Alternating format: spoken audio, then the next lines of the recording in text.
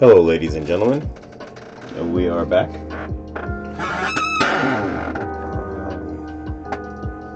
House is quiet.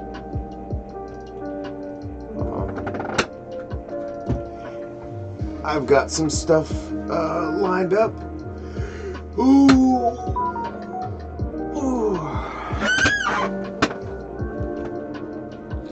We're going to check out some fascinating horror tonight before I jump back into Diablo beta.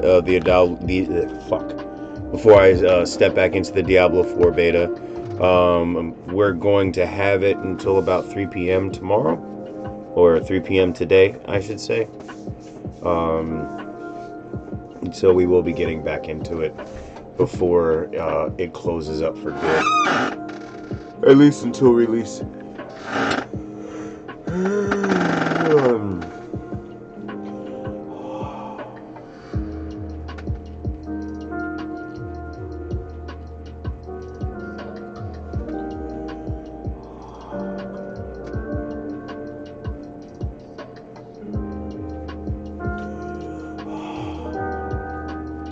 Miss Ashante, I hope everything is okay.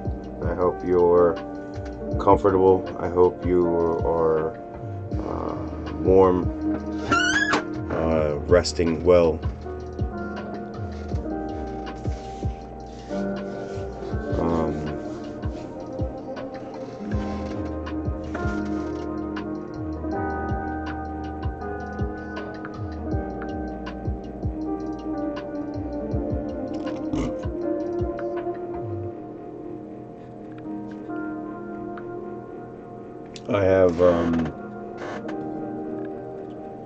I have a Guinness in the fridge. I don't think I'm going to hit that tonight. I think I'll save that for tomorrow. I generally don't like mixing alcohol with other substances because generally they don't mix very well. So we'll stay with the dabs tonight.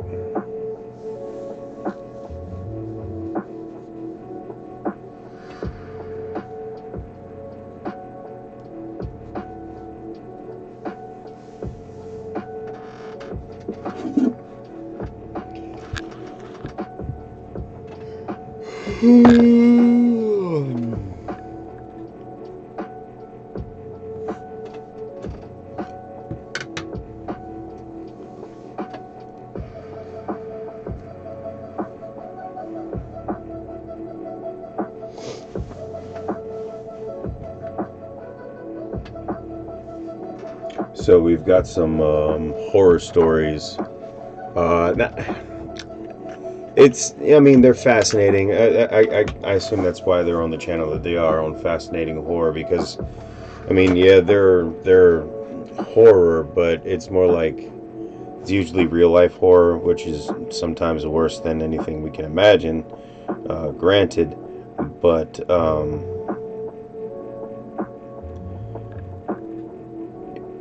they're usually just they're interesting stories, even if they are most of the time tragic in one form or another.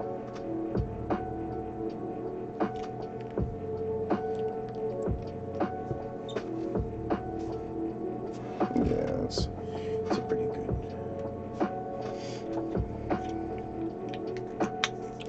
So let me get my dab started, and then we will launch into this evening. I already had some Diablo player, so technically we are still within the tonight's activities range of things. The other content I find is the stuff that we will be watching here momentarily.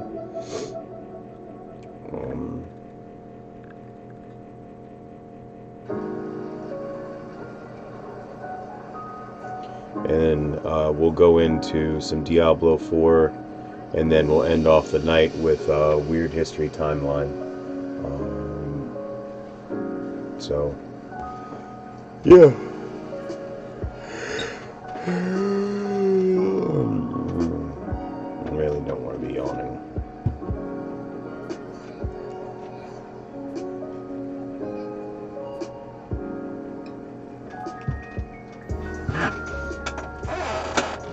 And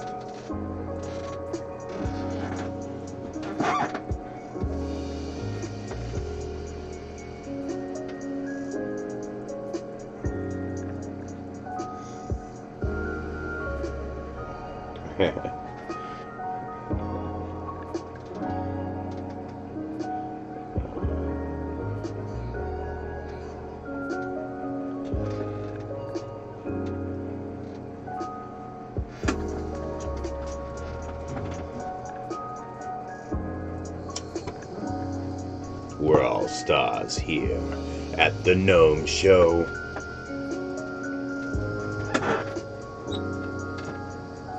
I'm Josh, by the way, with American Gnome Productions. I hope everybody's having a good evening. I hope you're staying happy, staying healthy, staying safe. Because there are a lot of there's a lot of bullshit out in the world today.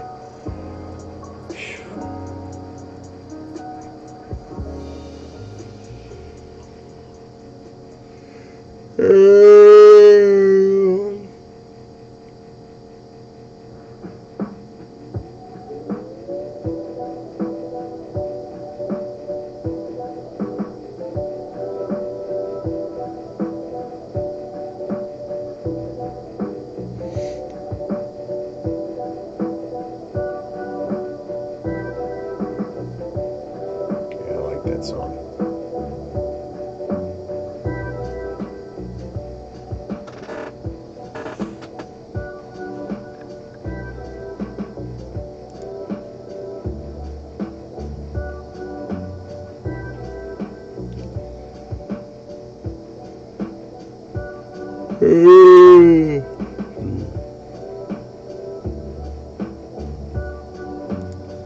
Oh, and again, I apologize. It was I think it was last night, I had a stream going, and BattleNet just fucking crashed. And it locked up my computer for a hot second. Everything's fine. Like, I was under the impression, actually, that my video card had caught fire, well, not caught fire, but like had fucking bricked itself, or the game had bricked it or something like that. I was worried, but obviously everything is okay.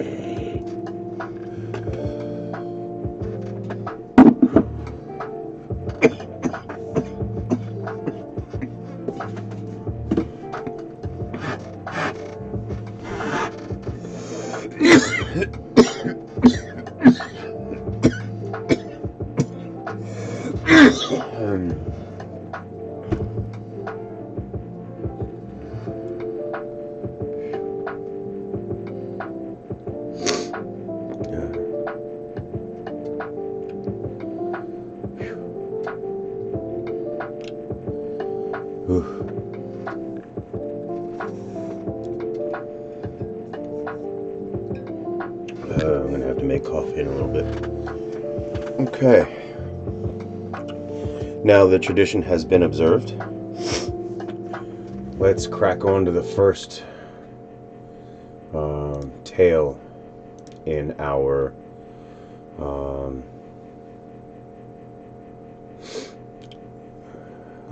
program tonight. Where is it? There we go. Okay.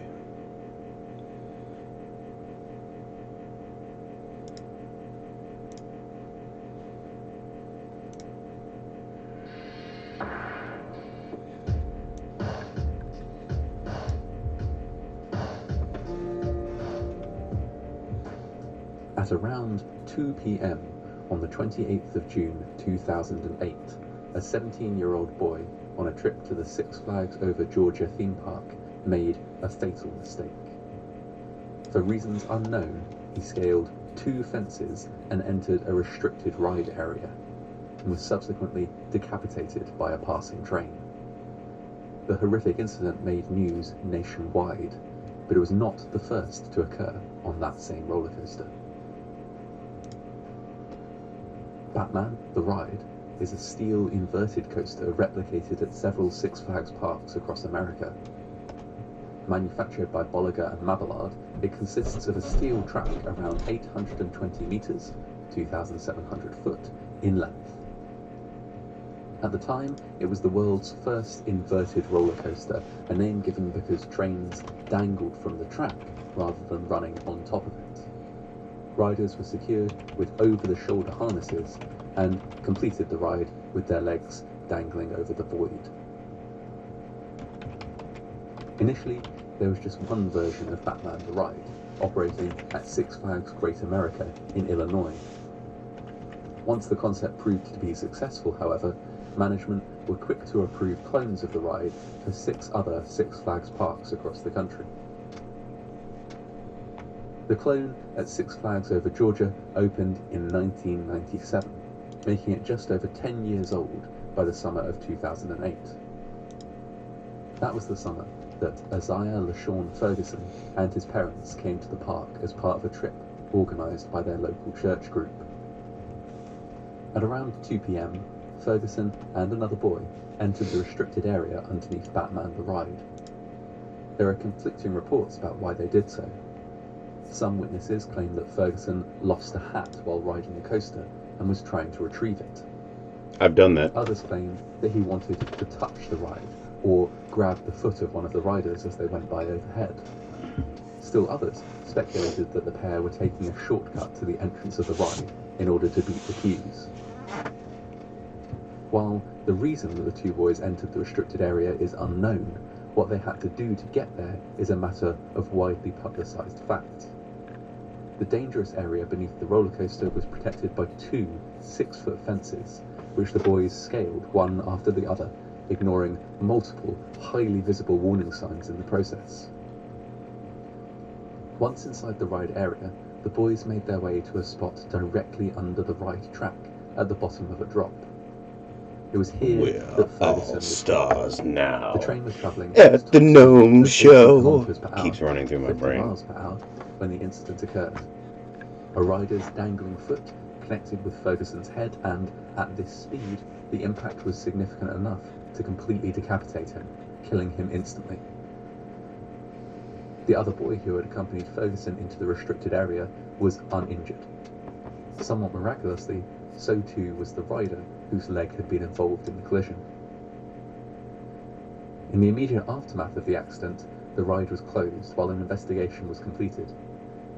It was during this time that it emerged that Ferguson was not the first person to die in this manner. In May 2002, a 58-year-old groundskeeper named Samuel Milton Guyton was killed while in the same restricted area, again by an impact from the dangling leg of one of the ride's passengers. On both occasions, the ride was closed for little longer than a single day, just long enough for the Federal Occupational Safety and Health Administration to inspect the ride and deem it safe for passengers. On both occasions, it was ultimately unknown why the victim ended up where they were. On both occasions, the incident was caused by the same mechanism, and yet no changes were made in the aftermath of either death. The clone of Batman the Ride at Six Flags Over Georgia still operates to this day. There is no memorial on site to either of its victims.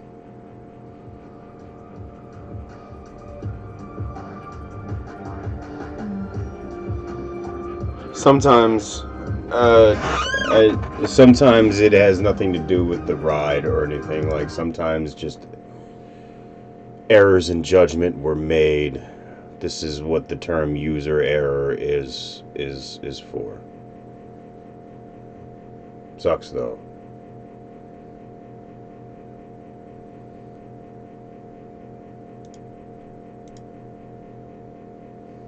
This next one is called the Los Alfaques. Does that, we'll find out how it's pronounced here in a minute. Alfaques.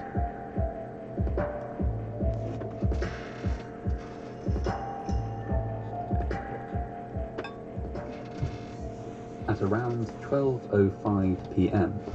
on the 11th of July, 1978, a fully loaded tanker truck left the state-owned refinery in a small town in the autonomous Catalonian region of Spain. It set off on a routine trip to Puerto Llano, an industrial city approximately 6 hours away by road. The truck never reached its destination. Before it was even halfway there, it would become the cause of an accident which would claim more than 200 innocent lives. The truck was owned and operated by Cisternas Reunidas, a company which specialized in the transport of hazardous chemicals and other merchandise. The chemical being transported on the day of the disaster was indeed a hazardous one: liquefied propylene. Propylene of this type is used in the manufacture of a huge range of products, everything from photographic film to food containers. In its raw form, however, it is an intensely volatile, flammable material. Propylene is normally a gas, but is stored under pressure as a liquid for processing and transport. Reports concerning how the incident began vary hugely. The truck, fully loaded with liquid propylene, was passing through the region of Alcanar on a relatively small road when something went wrong. Some witnesses state that the truck swerved and crashed, while others report it sprang a leak, prompting the driver to stop and try to fix the problem. Whether the truck stopped or crashed is unknown, but what is certain is that the main body of the container ruptured. Propylene began to leak from the stationary tanker, instantly becoming a gas.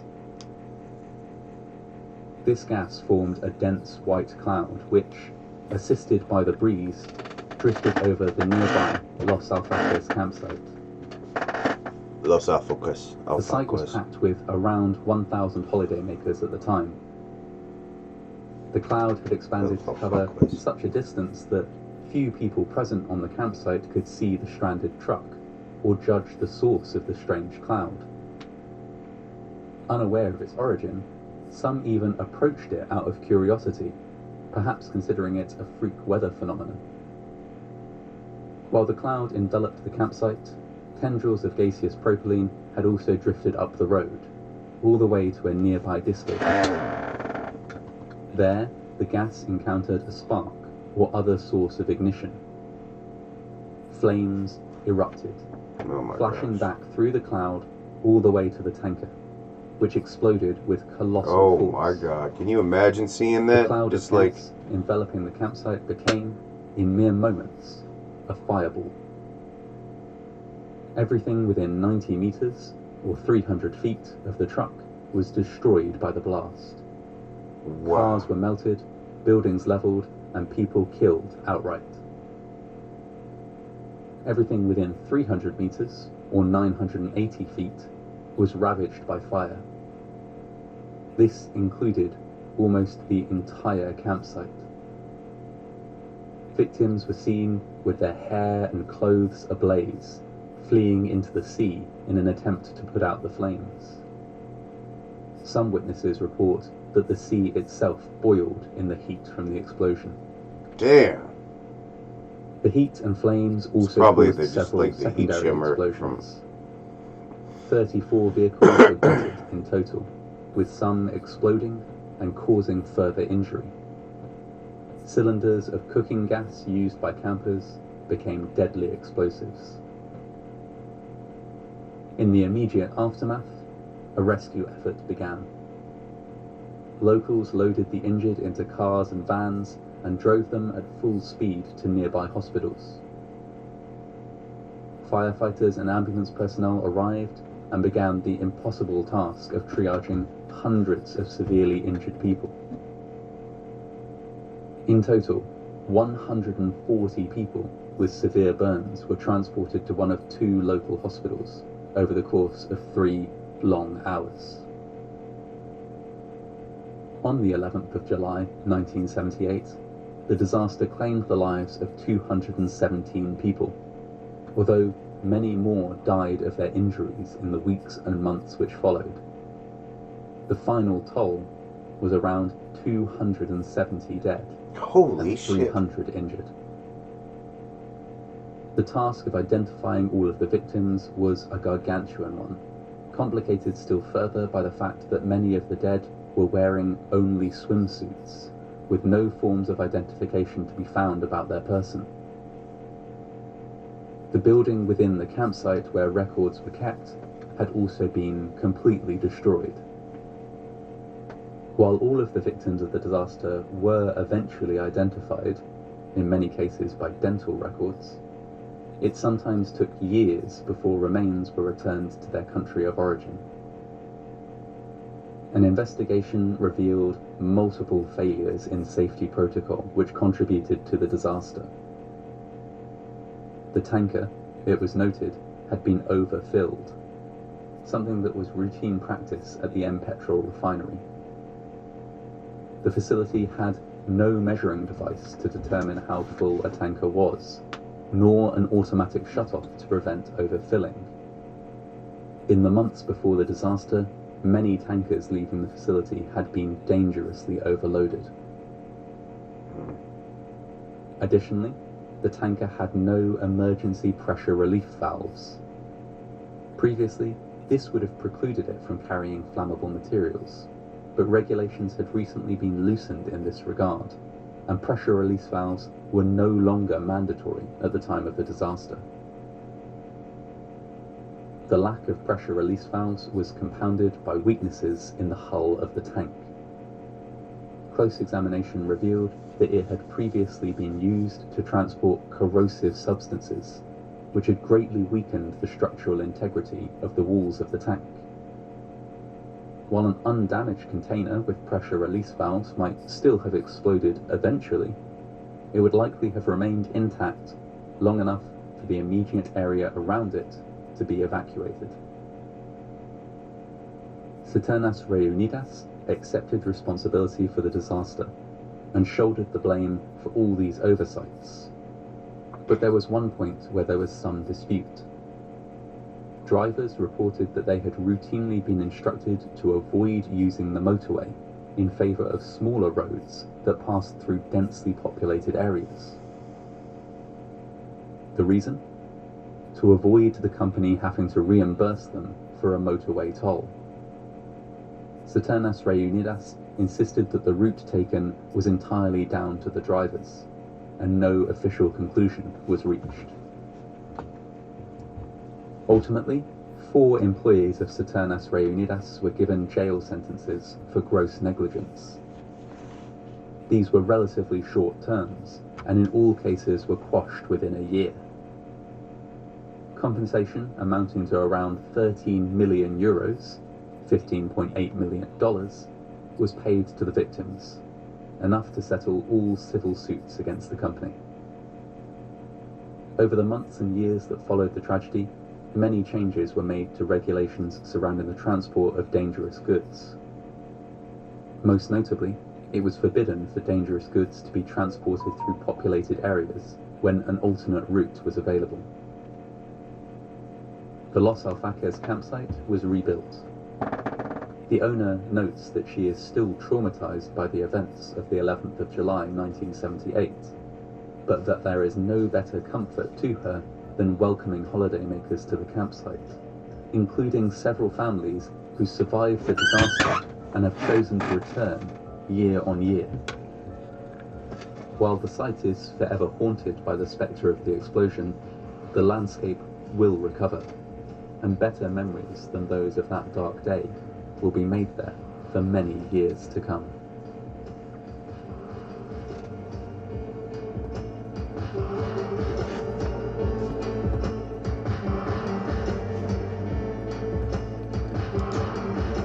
You see what I mean? It's not necessarily horror, horrific scenes, tragedies, incidents and whatnot, but it's more like,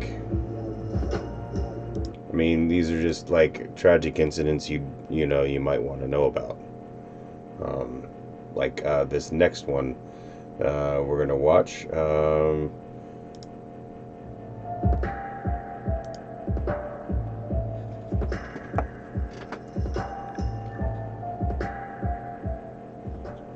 On the 25th of October 2016, at the Dreamworld theme park in Australia, a river rapids ride malfunctioned.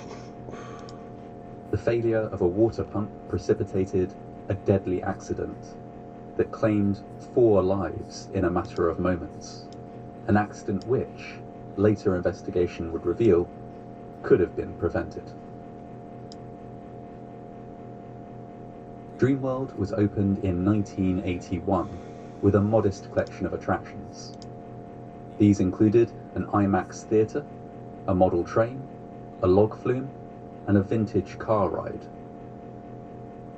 Over the decades that followed, the park grew steadily, acquiring several roller coasters, a wildlife park, and numerous other rides. Sections of the park were developed with different themes in mind. The DreamWorks Experience Zone, for example, featured several attractions that tied in with popular DreamWorks films, such as Kung Fu Panda and Madagascar. The Town of Gold Rush zone was themed after the Australian gold rushes of the 1800s. The Thunder River Rapids ride was one of the main attractions situated there when the zone opened in 1986. The basic design of the ride might be familiar to any theme park enthusiast, as it resembles hundreds of other river rapids rides around the world. Many rides of this type in other parks are designed and built by Intermin, a well-known and reputable ride design and manufacturing company. The River Rapids ride at Dreamworld, however, was custom built by the park itself. Riders at Dreamworld would board circular 6-person rafts from a constantly rotating station platform, which allowed easy boarding without boats having to come to a complete stop. Once dispatched, each raft would travel at a modest pace along a watercourse that included a tunnel and several sections of simulated whitewater rapids. Boats were bumped, jostled, and splashed unpredictably as they moved along a curving channel. Part of the fun of the ride arose from the fact that some riders would inevitably get wetter than others. The course of the ride was on a gentle downward gradient. This was what caused the water within the channel to flow, thus conveying the boats along without the need for an onboard propulsion system. Naturally, this meant that, by the end of the ride, rafts would need to be lifted back up to the station before they could be sent around again. At Dreamworld, this was achieved by means of a conveyor belt. Boats were guided onto it and carried upwards with guests still on board. When it reached the top and returned to the station, guests would disboard back onto the rotating station platform. Just as the rafts needed to be lifted back up at the end of a circuit, so too did the water, something normally achieved by 2 powerful water pumps. On the 25th of October 2016, one of these pumps failed, which caused the water level in the ride to drop significantly. This resulted in a raft which had just reached the top of the conveyor belt becoming stranded on support rails. There wasn't enough water in the channel to carry it onwards, and so it was stuck just short of the ride station. The conveyor belt, however, continued to move, carrying up another raft. This raft, holding 6 guests, collided with Raft 1, causing both to pivot upwards. Raft 1 fell back into a horizontal position, while the continued movement of the conveyor belt forced Raft 2 into a vertical position. 4 of the occupants of Raft 2 were thrown out and onto the conveyor belt. The conveyor belt was, at this stage, still moving. The victims were either dragged beneath the stranded raft and crushed, or fell through the gaps in the belt and became trapped in the machinery beneath. All 4 of them were killed. There were 2 survivors from Raft 2, both children. They were able to cling onto the raft even in its vertical position, and later clamber to safety once the conveyor belt had stopped. The ride was evacuated and the park closed as a recovery operation took place. Even once all the water had been drained from the ride, it took until the next morning to retrieve the bodies. The process of doing so was so traumatic that some of the paramedics involved required counselling once it was complete. The park remained closed for a month, both out of respect for the dead and to allow an investigation to be completed. The results of this investigation would take several years to emerge, but when they did, they were damning. There had been a litany of failures on the part of the park. Rudimentary safety features had not been implemented on the ride, even though they would have been extremely inexpensive. There was no automatic water level indicator, for example. No holistic risk assessment had been completed, and the task of identifying risks was left to the staff of the ride, none of them trained engineers. Maintenance staff did not know the location of the emergency stop button in the main control room, and never tested it. Improvements to safety features were deferred because of budgetary concerns. Record keeping was described as shoddy. The ride was described as completely unsafe, and it was concluded that there had been failures on the part of everybody at the park. It is important to note that these criticisms were directed specifically at the Dreamworld Thunder River Rapids ride. Other rides of this type, when properly managed and risk assessed, are extremely safe for guests. Dreamworld cooperated fully with the investigation, and when charges were finally laid against them under the Work Health and Safety Act in July 2020, they pled guilty without hesitation. The parent company of the theme park, Ardent Leisure, received a fine of $3.6 million, the largest fine ever handed out for a workplace tragedy in Queensland. The ride itself was demolished in November 2016, and Dreamworld plans to build a memorial garden in its place.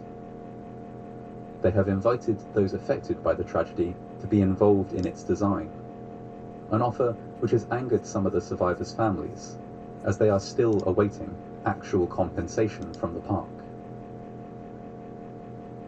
The victims of this disaster included Kate Goodchild, who boarded the ride with her 12-year-old daughter, her brother Luke Dorset, and his partner Ruzbe Aragi.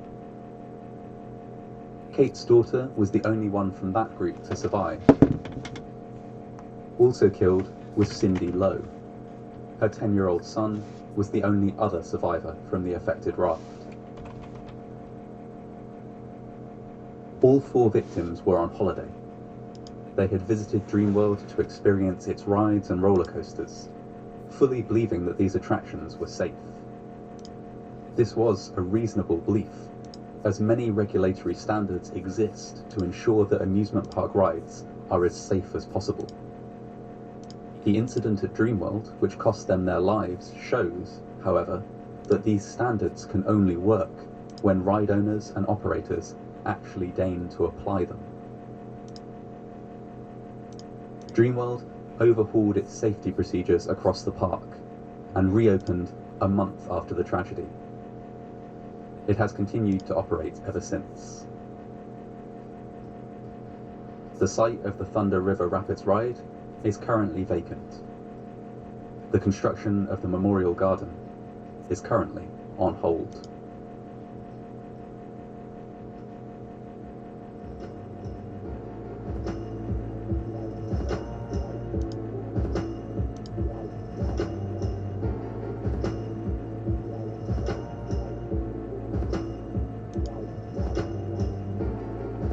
All right.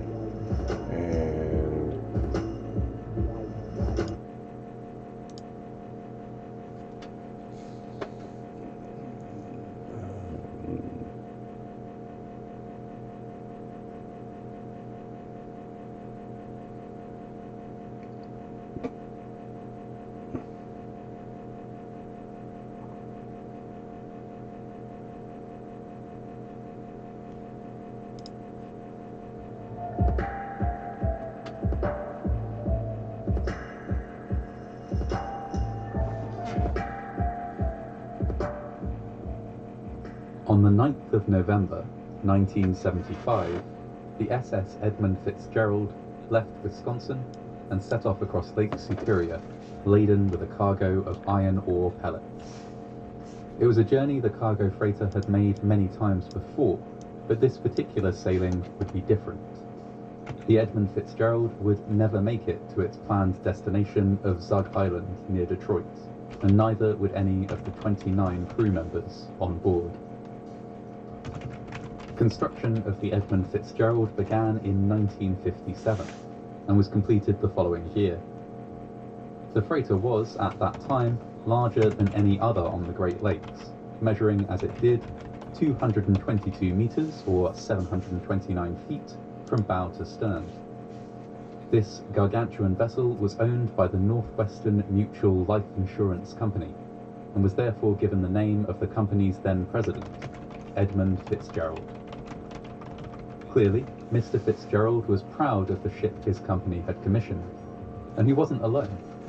The crew and captains of the vessel demonstrated a similar pride. She was known in her early years for frequently hauling record-breaking amounts of cargo in a season, and for doing so with an impeccable safety record. The Edmund Fitzgerald was a popular sight with tourists and ship spotters too, especially when under the command of Captain Peter Pulser. This particular captain was known for piping music through the ship's tannoy system to inspire the crew, and for heading out on deck with a bullhorn as the ship passed through locks, in order to bellow commentary and fun facts to watching tourists. The haulage of cargo across the Great Lakes of America might seem like a fairly mundane task.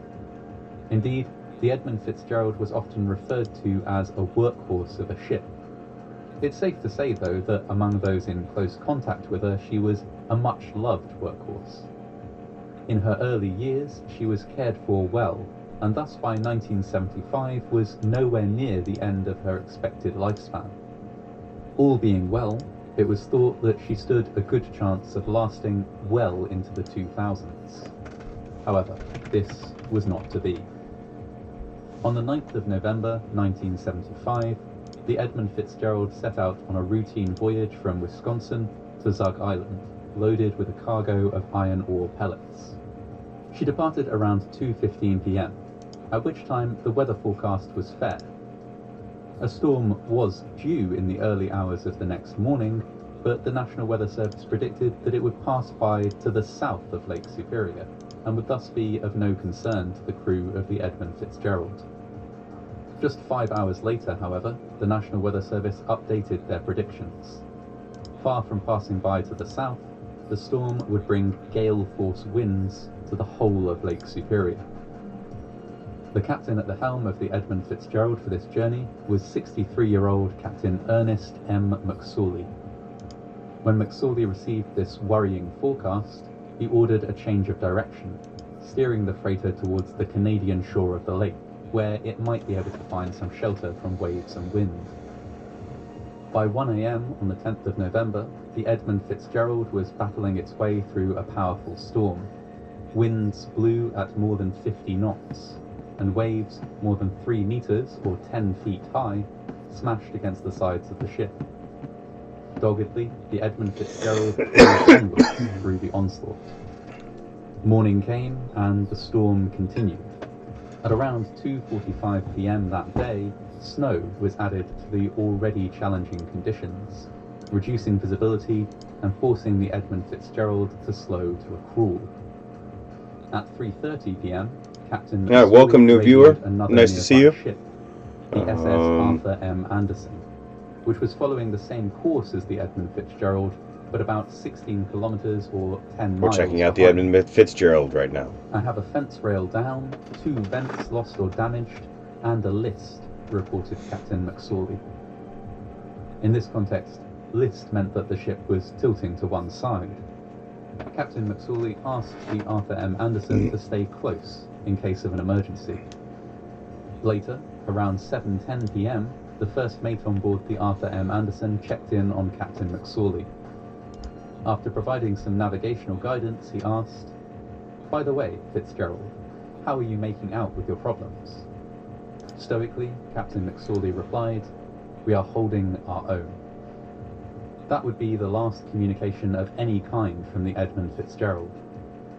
The crew of the Arthur M. Anderson tried to radio again and again, but could not get through, and couldn't spot the ship on radar.